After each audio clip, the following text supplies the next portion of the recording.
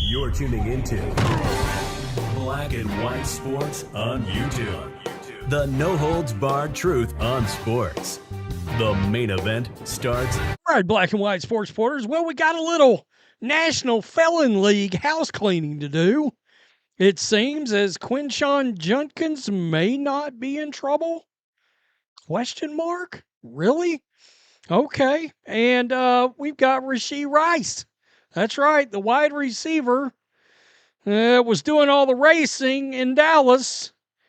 Multiple felony charges.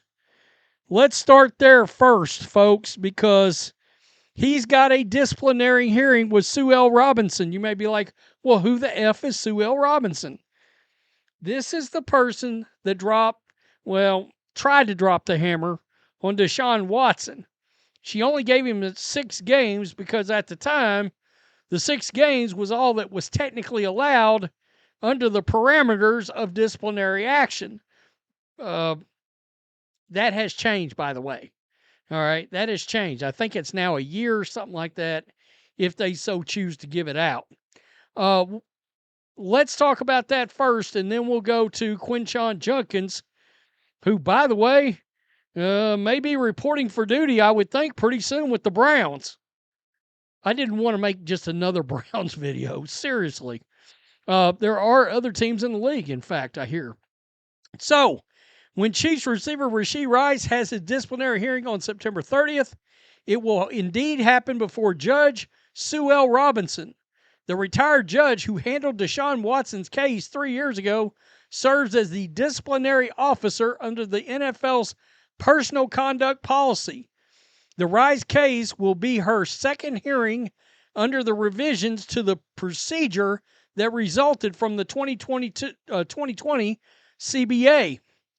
She'll hear the evidence.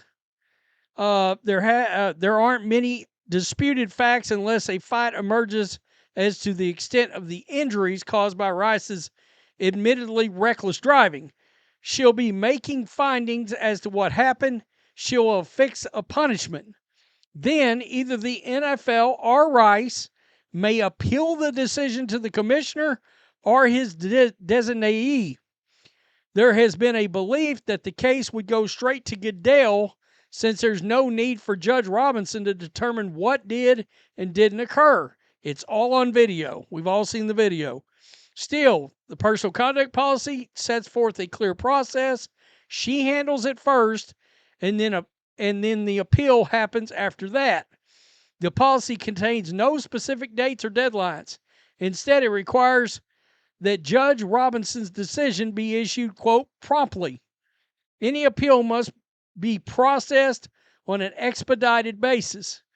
However, long or short the decision-making process may be, September 30 is the date the hearing will commence.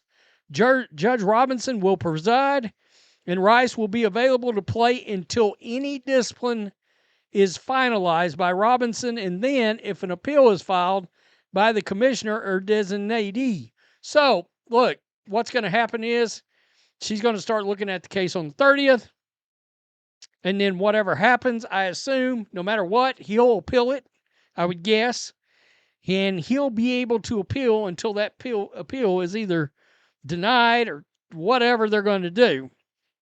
What may happen is she could give him, let's say, 12 games, all right? A suspension for 12 games. He does an appeal. It goes before, I believe, Roger Goodell. At least that's what happened with Deshaun Watson. It went to Roger Goodell. And then Roger Goodell comes back and says, well, let's negotiate it down. We'll give him six games instead of 12. So at minimum, the Chiefs are going to have this guy for 4 games. And then whatever happens after that, we don't know. Now, the scariest part is if this takes a while, and let's say he gets 12 games or something, they could have him 4 games and then boom, he's gone. All the way till the start of the playoffs, in theory, right? But I don't know how that's going to end up coming out. The problem is everything is on video. That is the problem, all right?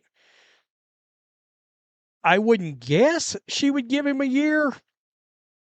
There's also another possibility. She could give him 4 games. And then Roger Goodell steps in like he did with Deshaun Watson and gives him 12 games. And then it can be arbitrated from there down to something in the middle, like 6 games. In other words, Watson got 6 games from Sue L. Robinson. Goodell stepped in and said, oh, hell no. Suspended him for the season. I'm not sure how many people remember that. Deshaun Watson was actually given 17 games. And then it went to arbitration. He ended up down at 11 games, is what the final tally ended up being after arbitration. I think it was a terrible look for the NFL to have brought it back down, because a lot of people wanted to see him get a year for all of that crap involving those massages. So now Quinshon Judkins, somebody that we've talked about a lot on this channel because of his issue supposedly with misdemeanor battery and domestic violence, evidently this is not going anywhere, okay? Which is going to be interesting. That should make him available, I would think, to join the Browns. And guys, if you haven't looked at his college production, if you didn't watch him in college, I'm going to tell you, this guy on the Browns, that is going to change that offense some. All right? Whether it's Joe Flacco or Shadur Sanders or Kenny Pickett or, well, anybody but Deshaun Watson.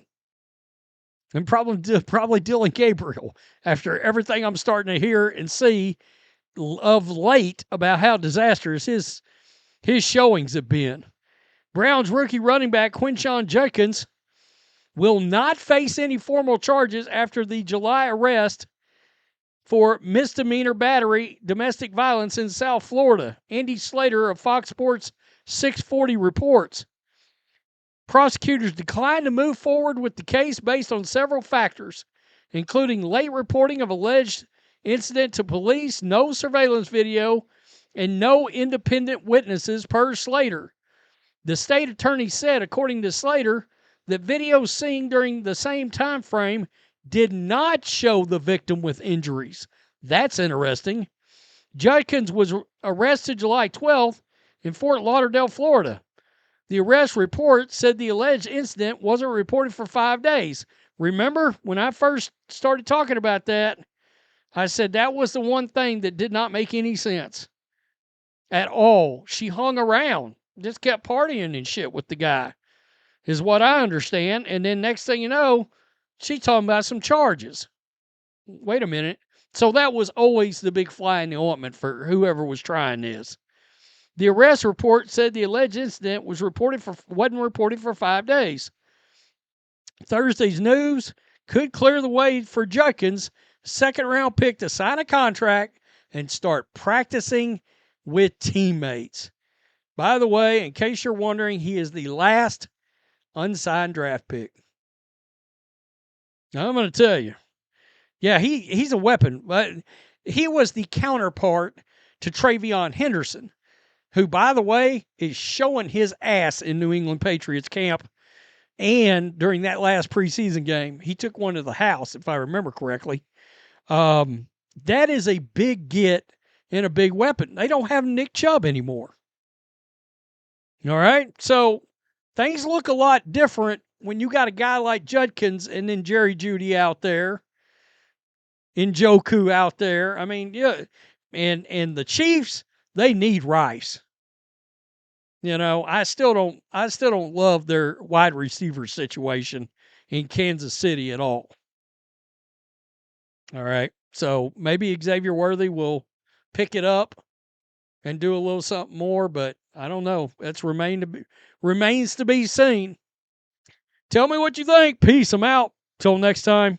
Thanks for watching the show. Be sure to like, comment, and subscribe. Be sure to tune in next time on Black and White Sports.